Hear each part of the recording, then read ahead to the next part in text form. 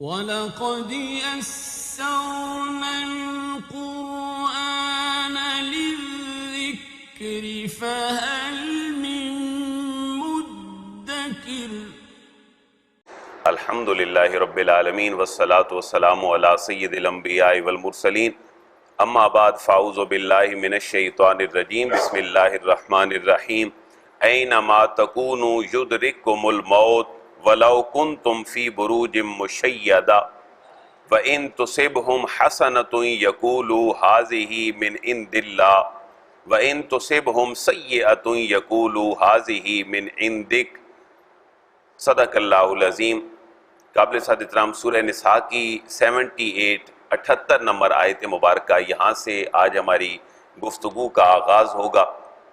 موضوع آپ جانتے ہیں سورہ نساء کا منافقین کا طرز فکر اور منافقین کا طرز عمل، اللہ تبارک و تعالیٰ یہ دونوں اس صورت کے اندر بیان فرما رہا ہے۔ گزشتہ آیات مبارکہ میں بھی منافقین کا معاملہ چلا، اور خصوصاً اس پیرائے میں جو غزوہ احد کا پیرایا تھا، جس میں منافقین اپنے بہت سارے بندوں کے ساتھ مسلمانوں سے الگ ہو گئے، وہی کیفیت یہاں بھی ان کی بیان کی جا رہی ہے۔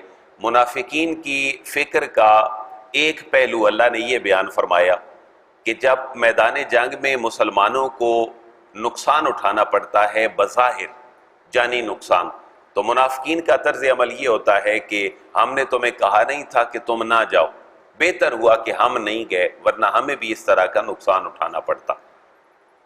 اگر مسلمانوں کو کہیں فتح ملتی ہے مال غنیمت کی شکل میں، یا اللہ اور اس کے رسول کا کلمہ بلند ہوتا ہے، تو منافقین کا طرز فکر اور عمل یہ تھا کہ بس اگر میدان جنگ میں جانے سے پہلے ہمیں بھی پتہ چل جاتا کہ آپ جا رہے ہو، یا ہمیں بھی اس بات کا احساس ہوتا کہ ہم نے بھی نکلنا ہے، بس نہ ٹائم ملا نہ ملاقات ہو سکی، آپ لوگ چلے گئے، اگر ہم بھی جاتے تو ہم بھی یہ برکتیں لوٹ لیتے۔ یہ دونوں باتیں ہم نے کل کے درس میں دیکھی۔ اب ان کی ایک فکر کہ ہم نہیں گئے میدان جنگ میں اس لیے تم مر گئے ہو یا جام شہادت نوش کیا ہے اور ہم بچ گئے ہیں، ہماری سوچ بہتر ہے۔ اللہ ان کی اس سوچ کو رد فرما رہا ہے کہ موت میدان جنگ میں نہیں آتی، موت بستر پہ آئے یا میدان جنگ میں، یہ خالق کے ہاتھ میں ہے۔ حضرت خالد بن ولید رضی اللہ تعالیٰ عنہ جیسا بندہ، جس جیسا بندہ تاریخ اسلامی نہیں، تاریخ انسانی کوئی جرنیل پیدا نہیں کر سکی، حضرت خالد بن ولید رضی اللہ تعالیٰ عنہ کا بڑا مشہور جملہ ہے کہ موت جو ہے وہ کہاں آتی ہے اور کس کے ہاتھ میں ہے۔ ساری عمر خواہش رہی کہ جام شہادت نوش کریں، لیکن آپ کا وصال بستر مرگ کے اوپر ہوتا ہے۔ آج اللہ اسی سوچ کی عکاسی فرما رہا ہے، اینما تکونوا یدرککم الموت۔ آپ تھوڑا سا الرٹ ہو کے ترجمہ آپ لوگوں نے کرنا ہے۔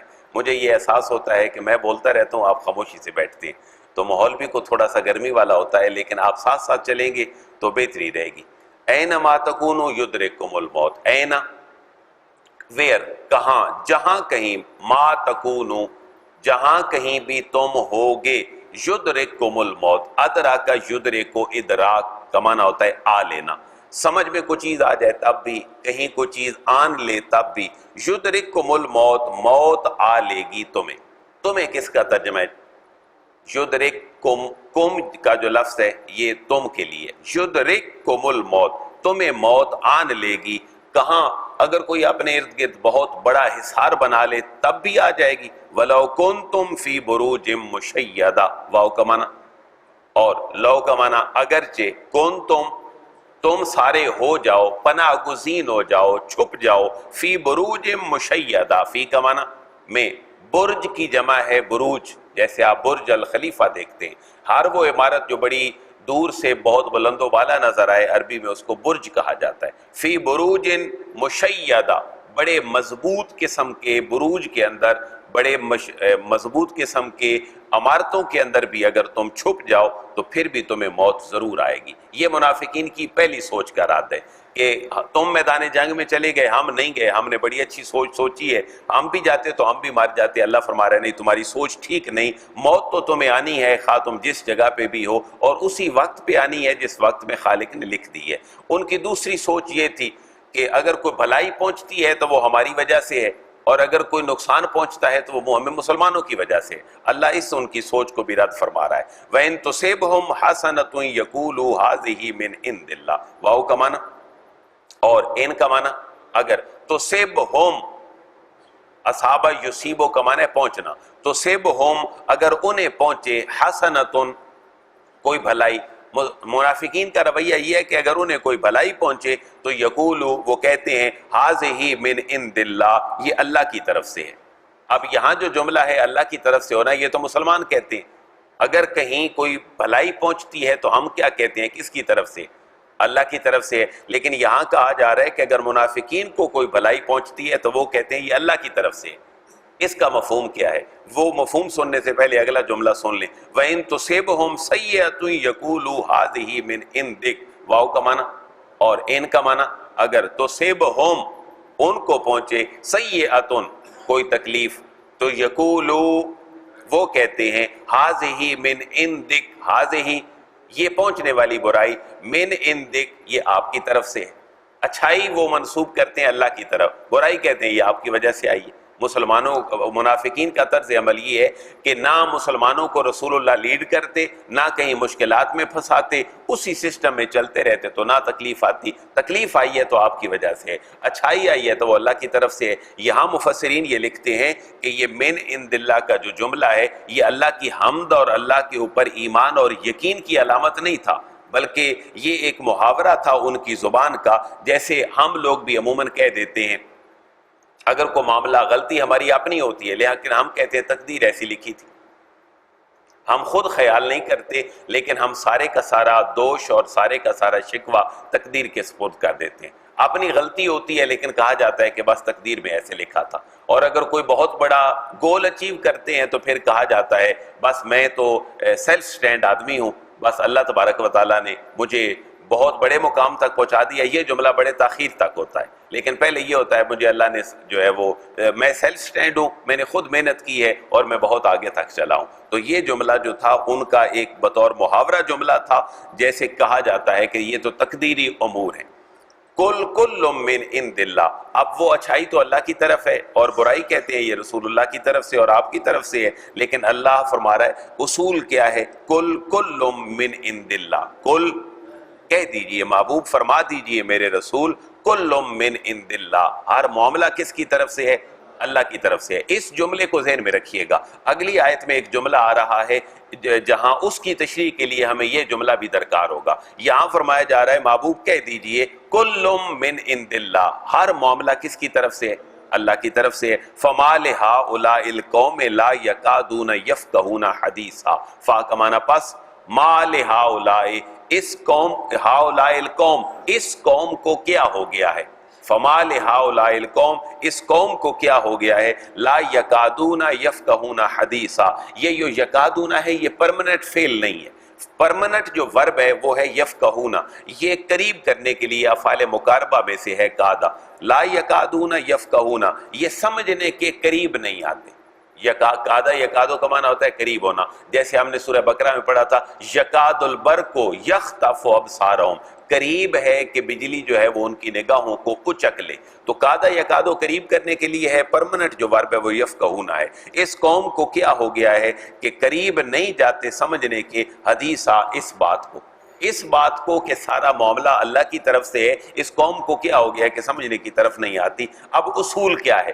یہ ہے اصول، ما اصابک من حسنۃ فمن اللہ وما اصابک من سیئۃ فمن نفسک. یہ میرے اور آپ کی روزمرہ کی زندگی کے جملوں کی اصلاح ہے.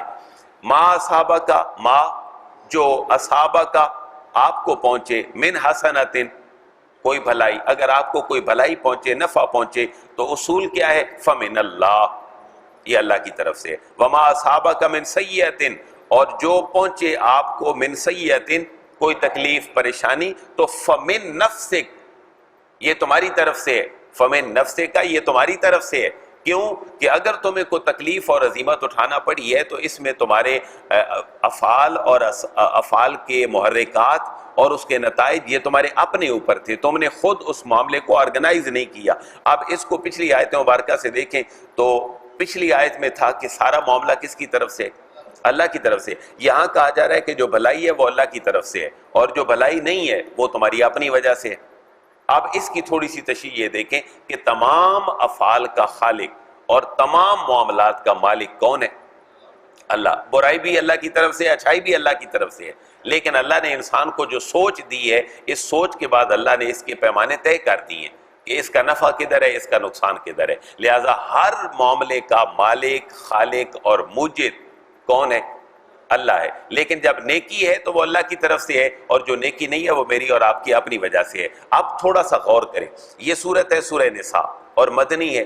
منافقین کا طرز عمل چل رہا ہے، اور مسلمانوں کو جو جملہ سکھایا جا رہا ہے وہ ان کے 50 لوگوں کی بظاہر نافرمانی والا معاملہ ہے. تھوڑا سا ذہن دوڑائیں، ہم نے پڑھا تھا غزوہ احد میں اللہ کے حبیب نے جہاں جنگی لشکر کو ترتیب دیا تھا، وہاں 50 لوگوں کو ایک پہاڑی کے درے کے اوپر وہاں متعین فرمایا تھا کہ ہمیں فتح ہو یا شکست ہو، تم نے اس کو نہیں چھوڑنا. لیکن 50 لوگ جب یہ دیکھا انہوں نے کہ مسلمانوں کو تو فتح مل گئی ہے اور دشمن بھاگ کھڑا ہوا ہے، تو انہوں نے وہ جگہ چھوڑ دی اور مسلمانوں کے ساتھ آ ملے. خالد بن ولید ابھی دائرہ اسلام میں داخل نہیں ہوئے تھے، وہ اسی پہاڑی کے اسی درے سے واپس آئے اور پھر مسلمانوں کے اوپر حملہ کیا. اب مسلمانوں کو جو پہلے بظاہر فتح ملی تھی، وہ 70 بندوں کے جام شہادت نوش کرنے کے ساتھ انہیں ہزیمت اور نقصان اٹھانا پڑا.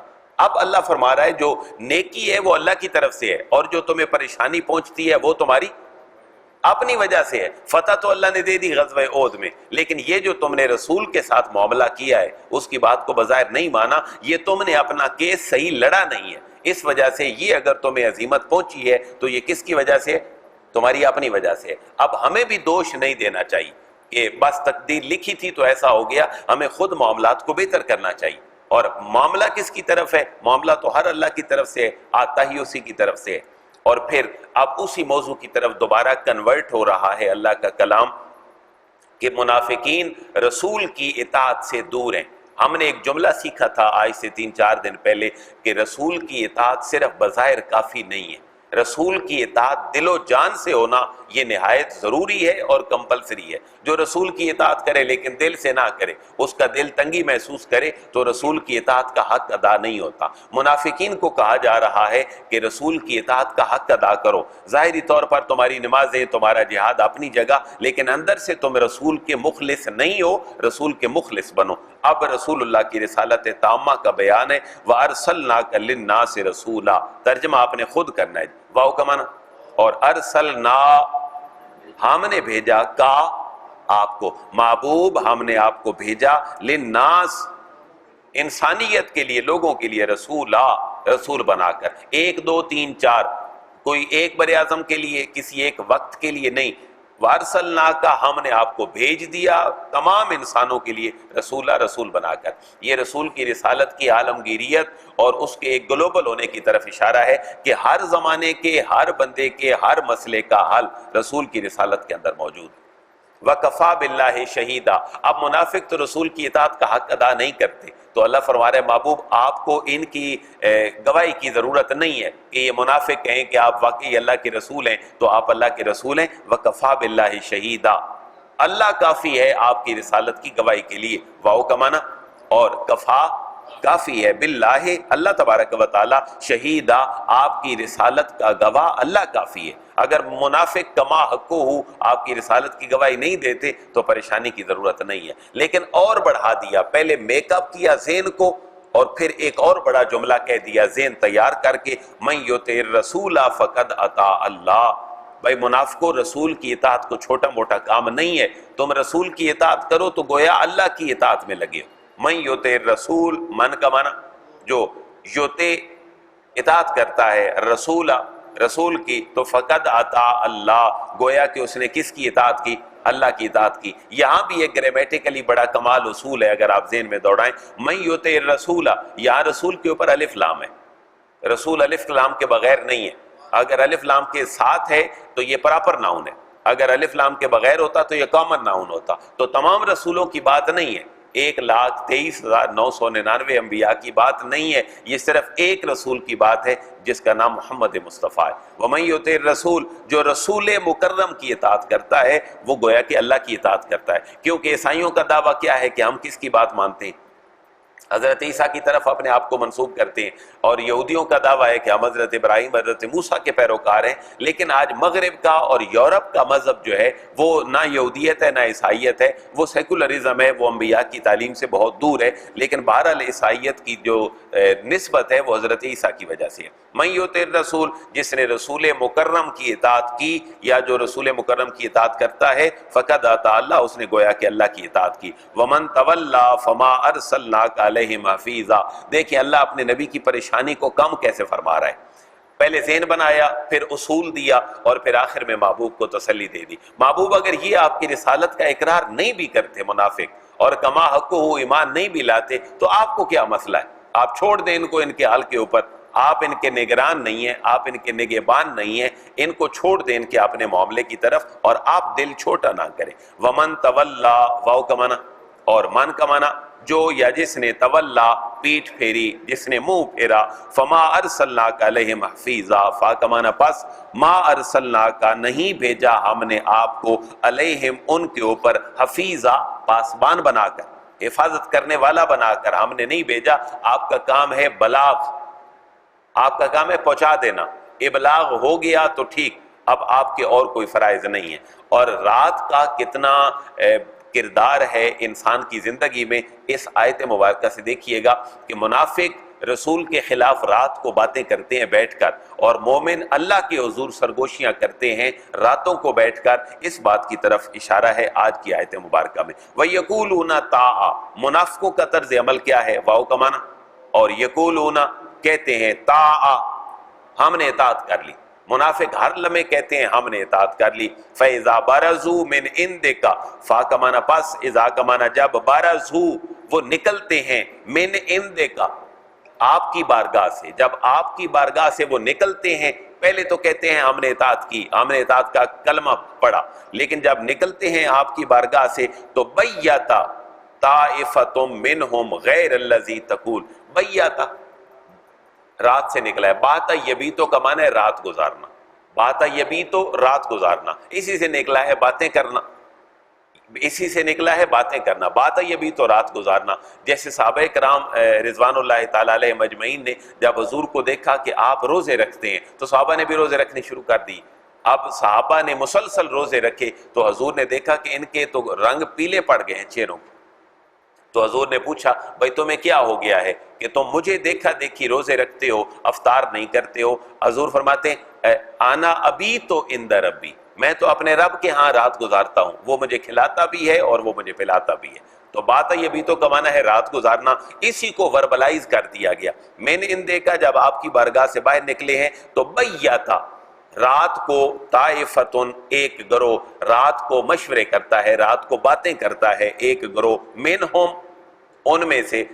کون سی باتیں کرتا ہے؟ غیر الذی تقول، غیر الذی تقول، غیرہ سوائے ان باتوں کے، الذی جو تقولو آپ کہتے ہیں، جو آپ کہتے ہیں ان کے علاوہ وہ باتیں کرتے ہیں. آپ ان کو بلاتے ہیں اللہ کی توحید کی طرف، آپ ان کو بلاتے ہیں اپنی رسالت کی طرف، آپ ان کے خیرخواہ بن کر ان کو دعوت اسلام دیتے ہیں، آپ کچھ اور کہتے ہیں. یہ جب آپ سے دور جاتے ہیں تو راتوں کو باتیں بیٹھ کر کچھ اور کرتے ہیں. لہذا راتوں کو بیٹھ کر باتیں کرنے کا تصور یہ منافقین کی طرف یہاں پر منسوب ہے. لیکن بندہ مومن کیا کرتا ہے؟ واللہ یکتب ما یبیتون، واللہ اور اللہ تبارک و تعالی یکتب لکھ رہا ہے، ما یبیتون جن معاملات میں وہ راتیں گزارتے ہیں اللہ ان معاملات کو لکھ رہا ہے. اللہ اپنے حبیب کو کیا فرما رہا ہے؟ فَعَارِضْ عَنْهُمْ، فا کا معنی بس عارض اعراض فرمائیں، اپنا رخ انور پھیر لیں، انہم ان سے اپنا رخ انور پھیر لیں. وتوکل علی اللہ اور بھروسہ کریں اللہ تبارک و تعالیٰ کی ذات کے اوپر. وکفا باللہ وکیلا اور کافی ہے اللہ تبارک و تعالیٰ وکیلا کارساز، آپ کے کاموں کو بنانے والا، آپ کا مددگار، آپ کے لیے اللہ ہی کافی ہے. تو راتوں کو اٹھ کر باتیں کرنے کی نسبت یہاں کس کی طرف ہے؟ منافقین کی طرف ہے. حضور نبی کریم علیہ تحیۃ و ثنا کی سنت مبارکہ کیا ہے کہ رات کو باتیں نہیں بلکہ رات آرام کے لیے. اگر باتیں ہیں تو وہ اللہ کے ساتھ ہیں، لیکن وہ رات کی کس گھڑی میں ہیں؟ آخری گھڑی میں. پچھلی گھڑی میں جب تہائی رات آتی ہے تو پھر اللہ ندا فرماتا ہے کوئی ایسا بندہ جو گناہوں کی معافی طلب کرے میں اس کو گناہوں کو معاف کر دوں، ہے کوئی ایسا بندہ جو رزق طلب کرے اور میں اس کو رزق دے دوں. تو یہ میرے اور آپ کے پلے باندھنے والی بات ہے، اور بچوں اور بچیوں کے پلے بندھوانے والی بات ہے کہ راتوں کو اٹھ کر باتیں اور گفتگو. آپ نیٹ ورک دیکھ لیں ہمارے پورے ٹیلی کمیونیکیشن کے، تو نائٹ پیکیج ہمارے پاس ہیں اور وہ پیکیج سستے بھی ہیں اور ان میں ہمیں ایم پیز اور جی بیز بھی زیادہ ملتے ہیں. تو یہ شیطانی عمل ہے جس میں ہماری نوجوان نسل گرفتار ہو چکی ہے. اگر ہم قوم کو سنوارنا چاہتے ہیں، میں اور آپ، بڑے لیول پر نہیں کہ ہم سی ایم پی ایم بن کر یا کسی بہت بڑے سسٹم کے بڑے عہدے پر بیٹھ کر کسی کو سنواریں، وہ نہیں. اگر ہم بحیثیت انسان اور مسلمان اللہ کے حضور سرخرو ہونا چاہتے ہیں، ہمارے سنوارنے کی ذمہ داری ہمارے گھر کی چار دیواری ہے. اگر ہم اپنے بچوں کی اس لیول پہ تربیت کر لیں تو سمجھے کہ شاید میں نے اور آپ نے حق ادا کر دیا. اللہ کے حضور میری اور آپ کی پکڑ ایسے ہونی ہے کہ ہم اپنے بچوں کا خیال ان معاملات میں نہیں رکھتے. ذرا سوچیں نا میں اور آپ کے، کیا ہمارے بچے راتوں کو اٹھ کر نیٹ کی دنیا پہ نہیں بیٹھتے؟ کہ وہ کیا کرتے ہیں مجھے اور آپ کو تو نہیں پتا. ایک بند کمرے کے اندر اب پھر اس کے نتائج اور کانسیکوینسز کیا نکلتے ہیں. ہماری بچیاں اپنی مرضی سے شادیاں کرتی ہیں، اسلام اس کی بھی اجازت دیتا ہے، لیکن گھروں سے بھاگ کر کورٹ میرج کرنا، آگے نکلنا، اور پھر والدین کو ترجیح نہ دینا، اپنے فرینڈز کو ترجیح دینا، یہ اسی معاملے کا ہے کہ وہ رات جو آپ کے گھر کے اندر بچے گزار رہے ہیں وہ منافقین کے طرز عمل پہ گزر رہی ہے، وہ مومنین کے طرز عمل پہ نہیں گزر رہی. اور اگر سکھ چاہتے ہیں میں اور آپ، لیکن اگر سکھ چاہتے ہیں تو شاید یہ ہے کہ عشاء کی نماز آخری عمل ہونا چاہیے میرا اور آپ کا. کھانا مغرب کے بعد ہو، عشاء آخری عمل ہو اور ہم سو جائیں تو شاید ہماری زندگی کے اندر 50% سکون آ جائے. لیکن یہ راتوں کو اٹھ کر جاگنا، ہمارا میڈیا حسب حال تک 12 بجے تک ہمیں کسی کام کا نہیں چھوڑتا. اللہ ہمیں اسلام کے معاملات کے مطابق اپنے معاملات ڈھالنے کی توفیق نصیب فرمائے. وما علیہ الا البلاغ.